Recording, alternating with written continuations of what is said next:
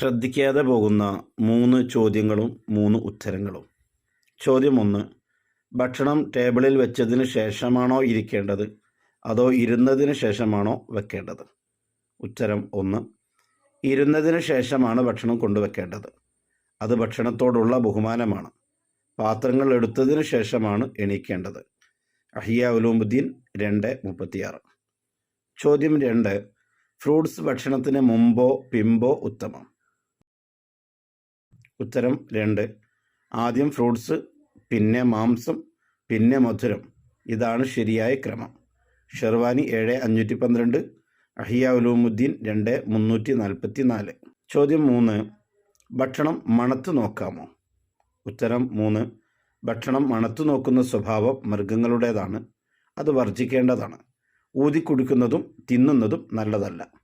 ആദാബുൽ അക്ൽ. ഇത്തരം നല്ല അറിവുകൾക്കായി channel subscribe ചെയ്യുക.